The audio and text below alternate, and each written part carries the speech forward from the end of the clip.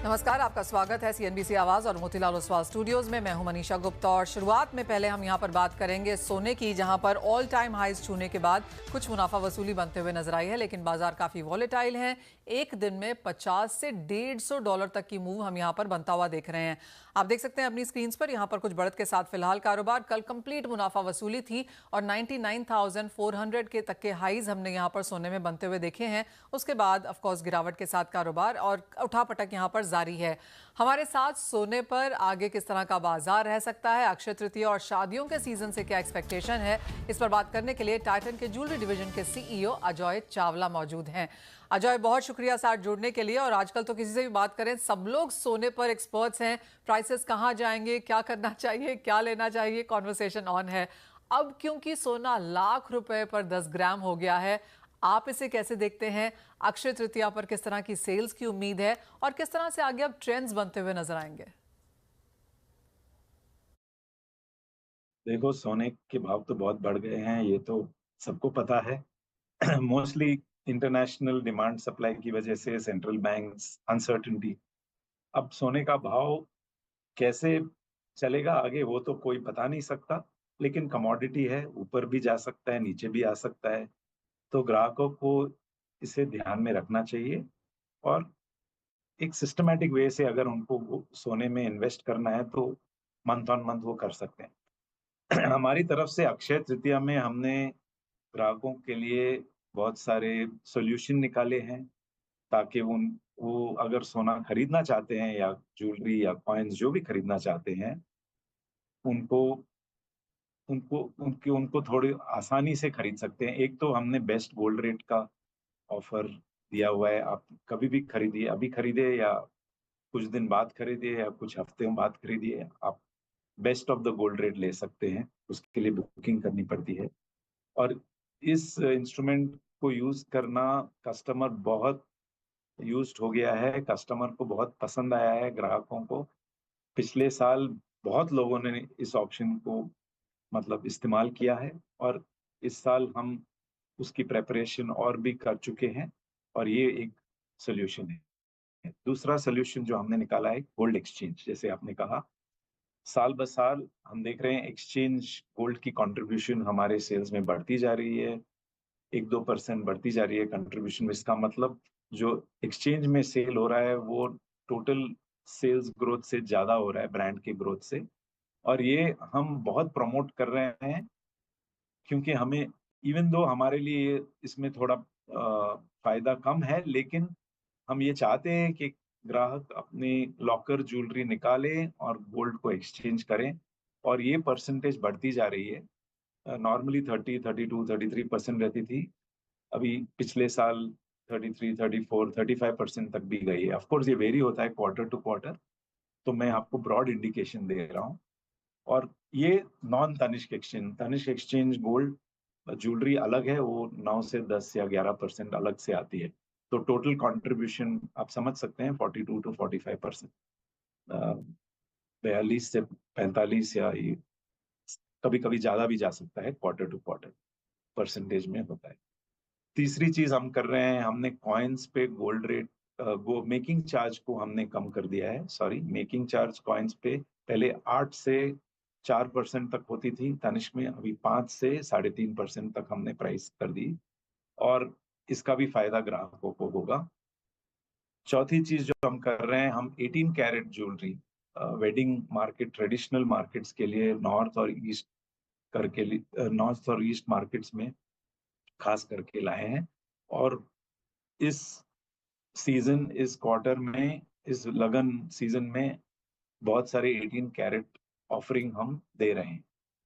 और light weight jewellery पर हमारा ध्यान बिल्कुल चल रहा है, क्योंकि लाइट वेट ज्वेलरी, ये हम अब हर किसी गोल्ड ज्वेलरी या स्टडीड ज्वेलरी में हम लाइट वेट का ज्यादा इस्तेमाल कर रहे हैं।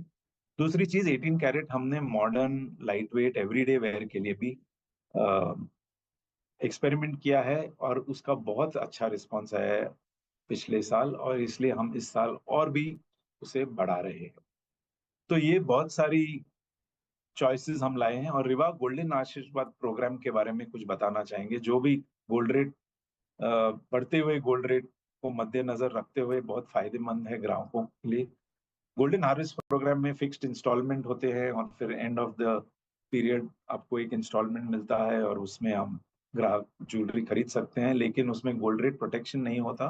लेकिन रिवा गोल्डन आशीर्वाद प्रोग्राम में वो जो एक वेरिएशन है, हर महीने इंस्टॉलमेंट में जो गोल्ड रेट है उस महीने का वो फिक्स हो जाता है और इसी वजह से 10 महीने बाद एवरेज गोल्ड रेट का बेनिफिट मिल जाएगा और रिस्क कम हो जाती है और उसके बाद जो भी अक्यूमुलेटेड अमाउंट है उस पे डिस्काउंट, मेकिंग चार्ज पे डिस्काउंट मिल जाता है 10 से 15%। यह भी बहुत फायदेमंद रहा है ग्राहकों को के लिए और जिन्होंने लास्ट ईयर जून जुलाई में ये चालू किए थे अकाउंट्स, वो इस अक्षय तृतीया में उसका बहुत लाभ पाएंगे और आगे जाकर भी बहुत सारे कस्टमर इसका लाभ उठा सकते हैं इस पूरे साल में। फाइनली वेडिंग सीजन है तो हमने बहुत इंटरेस्टिंग प्रोडक्ट्स लाए हैं वेडिंग मार्केट में। तो नए नए कलेक्शंस नॉर्थ बिहार और झारखंड और ईस्टर्न यूपी के लिए Maithili based collection, Maithili collection का नाम है, जो मधुबनी आर्ट पर आधारित है। बंगाल में हमने कौन कौन कोथा बैंगल्स, जो क्राफ्टेड हैंड क्राफ्टेड बैंगल्स होते हैं, वो भी वेडिंग में बहुत खरीदी जाती है, तो उसकी एक बड़ी कलेक्शन बंगाल मार्केट और बंगाली कम्युनिटी के लिए लाए। कुंदन स्टोरीज एक कलेक्शन है जो Kundan, glass Kundan based jewellery, intricate craftsmanship कारीगरी के साथ बनाई गई। ये वेडिंग और ओकेजन वेयर के लिए भी काम आएगी और अक्षय तृतीया में भी। और साउथ इंडिया के लिए हमने studded, diamond studded, open pole की और precious colour stone studded jewellery की कलेक्शन हमने लॉन्च की है, खास करके साउथ आंध्रा और तमिलनाडु और कर्नाटक और केरला के। तो ये हम, क्योंकि वेडिंग सीजन भी है अभी इस क्वार्टर, तो उसकी वजह से हमने नए कलेक्शंस जो सीजन के हिसाब से ठीक हैं और जो मार्केट के हिसाब से ठीक है, ये हम लाए। वेल ऑल राइट, काफ़ी सारे आपने यहाँ पर ट्रेंड्स बताए कि क्या कुछ रिएक्शन और क्या कुछ टाइटन यहाँ पर मार्केट्स में लेकर आ रहा है, लेकिन एक चीज़ जॉय जानना काफ़ी इंटरेस्टिंग रहेगा कि अब लोग यहाँ पर क्या खरीद रहे हैं। जब लाख रुपए का 10 ग्राम सोना हो जाता है, मेकिंग चार्जेस जैसे आपने कहा आपने कम किए हैं, लेकिन क्या कॉइन्स हैं, लाइट वेट है, क्या पैटर्न्स चेंज हुए हैं कंज्यूमर्स के? एक तो कॉइन्स की ग्रोथ ज़्यादा है, उसके बाद गोल्ड वैल्यू में अगर देखा जाए तो कॉइन्स की सबसे ज़्यादा, फिर गोल्ड ज्वेलरी, फिर उसके बाद स्टडेड, पिछले साल का अगर ट्रेंड देखा जाए। और अगर हम बायर में देखा जाए, जो हम वॉल्यूम के तौर पे हम बायर्स को देखते हैं, उसमें गोल्ड कॉइन सबसे आगे है, उसके बाद स्टडेड है और उसके बाद गोल्ड ज्वेलरी है। गोल्ड ज्वेलरी में अगर देखें तो दो ट्रेंड है, एक तो 1 लाख के नीचे जो है वहां पर थोड़ा बायर सेंटिमेंट सॉफ्ट है, वहां पर बायर का ग्रोथ नहीं है। लेकिन अगर 2 लाख के ऊपर देखें, प्राइस पॉइंट 2 लाख, 3 लाख, 5 लाख, तो वहां पर बायर का भी ग्रोथ है और वैल्यू में भी ग्रोथ है। तो दो अलग ट्रेंड है। दूसरी चीज हम देख रहे हैं कि कस्टमर बड़ी ग्रामेज भी खरीद रहे हैं, तो क्योंकि प्राइस रेट बढ़ चुके हैं तो वो प्रेफर कर रहे हैं कि हम थोड़े लोअर मेकिंग चार्ज में ज़्यादा खरीदें। तो लोअर मेकिंग चार्ज में ज़्यादा इंटरेस्ट है लोगों को, क्योंकि गोल्ड की प्राइस बढ़ चुकी है। चौथा ट्रेंड जो मैं आपको बताना चाहता हूँ, स्टडेड में, डायमंड स्टडेड वेडिंग में हम ब्राइडल ज्वेलरी में कुछ इंटरेस्ट ज़्यादा दिख रहे हैं, पर्टिकुलरली साउथ में और मेट्रो मार्केट्स में। डायमंड स्टडेड और साउथ में डायमंड स्टडेड, ओपन पोल की और precious colour stone studded jewellery, bridal jewellery में काफी इंटरेस्ट है। और अगर रेगुलर वेयर में देखें तो modern gold, light weight, stackable jewellery, मतलब जिसमें आप लेयरिंग कर सकते हैं, उसमें ज्यादा इंटरेस्ट है लोगों को। ये ट्रेंड्स हम देख रहे हैं।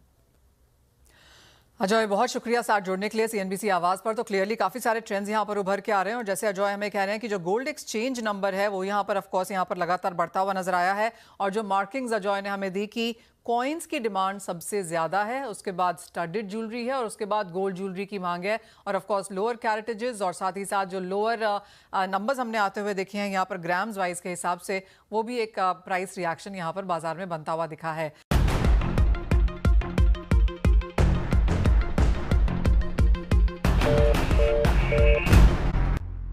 यहाँ पर बात करेंगे खाने के तेलों की, क्योंकि यहाँ पर काफ़ी सारी खबरें निकल के आई हैं। टॉप मोस्ट यहाँ पर IVPA ने अपील की है कि सरकार खाने के तेल की पैकेजिंग को लेकर स्टैंडर्डाइज करे।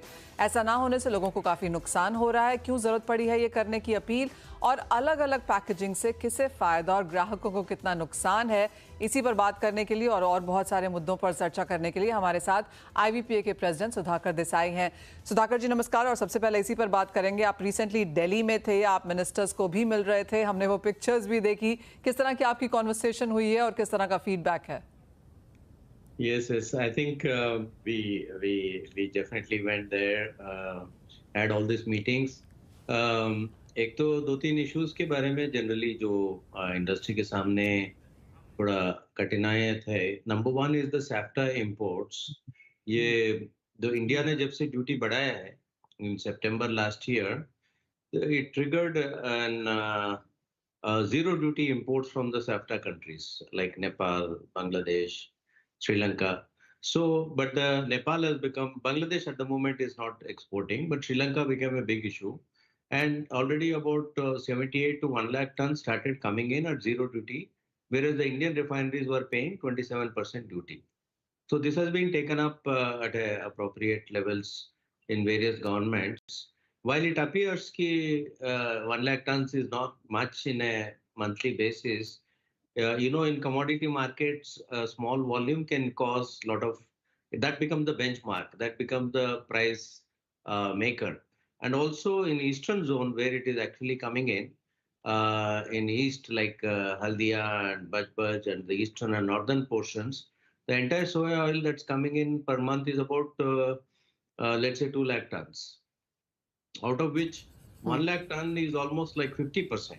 So if the 50% of oil in this zone is coming at zero duty, and other Indian refineries are importing at 27.5%, or if they are importing refined oils at 35%, so that created a very big problem. So we are very happy that everybody received this problem with positive note, including the ministers. They were well receiving the IVPA delegation. So we made a pitch for this. Hopefully, this will be found out, some resolution will be found out for this. The second issue that you have mentioned is about legal metrology, of course. I don't remember about one. The legal metrology has become standardized products. There were about 13-14 products in chapter 16. They've made everything non-standard. So while it suited certain products like wheat, rice, milk, probably biscuits, and so many other items, we were trying to always argue that in edible oil it is a problem for two reasons. Number one, it is very difficult to differentiate easily. There's not much of a brand value. It's a commodity, essential commodity. And number two is that there was a plethora of brands in the shelves. Like you will find 700 grams, 740 grams, 800 grams, or even 900 grams packages, which according to unit selling price should be okay. If consumer is going to see per gram price, then it was intended that over a period of time things would settle. We also believed that matter will get settled into a somewhat a normalcy. But it's been 1.5 years. There has been a plethora of brands leading to confusion. And who benefits actually is that the ultimate end retailer, because manufacturers are producing as per the grammage only, but the retailer can pass it on a lower weightage gram at a higher weightage gram price, by looking at consumers who don't really have the wherewithal and the bandwidth to see the small print of unit selling price. So I think this is also an issue that we have taken up. Hopefully, at least we know that in government circle they agreed to look at this problem as separate from other products. So hopefully something will come. Request is Sudhakar ji just एक और इसमें clarity के लिए, जैसे आप कह रहे हैं कि मैन्युफैक्चरर्स को कोई फर्क नहीं पड़ता, ये जो डिफरेंट पैकेजिंग है ये क्या रिटेलर्स कर रहे हैं इसे, और क्या उनके ऊपर यहाँ पर एक स्ट्रॉन्ग से आना चाहिए? ये एक्चुअली इसका हमने सोचा था, इसमें actually solution is very simple. You will have to say that let's say the oil can be packed in 900 grams or 750 grams or 500 grams or 200 grams. So once it is frozen, then nobody will have a disadvantage because it will be then priced accordingly, and there's no probability of consumer getting misled, basically. Ji, absolutely. तीसरी चीज जो हमारी वो tariff impact को लेकर है, आपने SAFTA की तो यहाँ पर बात की ही है, लेकिन जिस तरह से ग्लोबल मार्केट्स में टैरिफ कंसर्न्स हैं और क्योंकि इंडिया अपना 60 to 65% of edible oil consumption import करता है, आप ये सारी कॉन्वर्सेशंस, ये टैरिफ प्लेज और ये ट्रेड कंसर्न्स कैसे रीड करते हैं? इंडियन एडिबल ऑयल इंपोर्ट पर इसका क्या फर्क पड़ेगा और फाइनली कंज्यूमर पर? Yes, yes. Manisha ji, I hope I've got an hour or so. Yeah. Okay. See, the tariff war in India and this impacts are really huge, as you can see. But we will restrict ourselves to the agri and probably edible oil sector. India is not exporting much of an oil except a little bit of mustard oil jata hai bas, and thoda bahut brands वगैरह jata hai. But I think overall India agriculture tariffs are about 39%, while USA at 5%. But there are many other edible oil में ज़्यादा इतना फर्क India में नहीं है. But India के हिसाब से अगर नेगेटिव इम्पैक्ट वाला आइटम्स लग रहा है, marine, T and gems and jewelry and spices, not to some extent. People say spices is the big thing, but India exports about 37,000 crores of spices, of which only 2,000 crores is to US. Especially only turmeric, cumin, and chili. So I think in terms of positive impact, that is the Indian tariffs, counter tariffs, as against that has been imposed on other countries in Asia from where US imports. Those are opportunities for India, like rice, cashew, electronics. These are all opportunities for India. In terms of Indo-US issues are concerned, I think the talks, while the terms of trade are being discussed, it's not known whether India would open up GM, for example. I think we had definitely some statements saying that India does not want GM, and also there was some other statement from Niti Aayog. So GM, I don't think will actually easily fly. But US interest, from my point of view, I think it looks like more of corn that they would like to send to India, more of soybeans, which is a little bit unlikely because we ourselves are surplus in meal.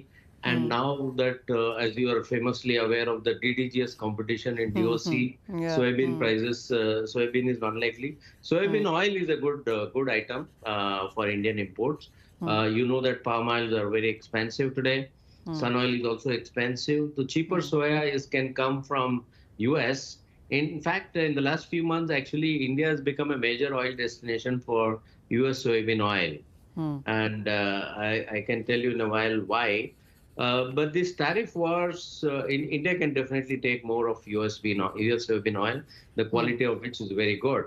And strategically, it is good for India to, expand the basket as against buying only from Argentina and Brazil and Russia. I think there will be one more origin, especially because, like I always said, that the soya is going to be the new palm in terms of prices. Palm is going into fuel. You're aware that the palm prices are no longer cheap. Palm is costlier. So that 3-4 lakh tons of, that is not small, that is 2.5 million tons of Indian vacuum due to high palm oil prices can actually attract more soybean oil. And that's where US context comes into place. But the global markets, if you are interested to know, which you always are, I think the Chinese imports of beans are humongously affected because 26 million ton goes from US to China. So there is no other home to buy because China buys about 60-65 million out of 160 million production of Brazil. And so even Brazil cannot meet those requirements. So in the short term, the soybean complex will be in a different shape as far as beans are concerned. As far as palm oil is concerned, US imports about 1.8 million tons of palm oil, which is going to become humongously expensive after the tariffs. So I think palm needs India even more than ever because of this global. So I look at, and also not to talk about this biodiesel issue in US, which is curtailing canola and UCO and all these oils. So biodiesel program in US is going to be a decisive factor in terms of either Chicago values or soya complex. I think these are a major realignment of trade flows in this tariff driven tensions, I would Concerns say. across globally. Overall, soft oils should get supported. Palm oil should look for demand away from Especially US. from India. Yes, especially from Sudhakar ji, India. So these are the global changes, very major, and it's always exciting to keep track of these things. So all the best I to you have also. to say Sudhakar ji, जो मैं question last में पूछने वाली थी वो आपने पहले ही प्रीएम करके आंसर भी कर दिया. So as much as I try to read my guest, I think आप अपने एंकर्स को यहाँ पर बहुत स्ट्रांगली रीड करने लगे हैं. एंड एब्सोल्युटली आपसे बात करना एक मास्टर क्लास होती है. So an hour I hope we can absolutely do that someday. But thank you so much साथ जुड़ने के लिए और उन सभी चीज़ों पर बात भी करने के लिए. बहुत शुक्रिया आपके समय का. वेल ये सुधाकर देसाई जी हमें बता रहे थे काफ़ी सारी चीज़ें जो edible oil as a sector को इम्पैक्ट करती हैं ग्लोबली, इंडियन के तरीके से, और ऑफ कोर्स पॉलिसी चेंजेस कैसे चाहती है IVPA, उसके ऊपर भी डिस्कशन.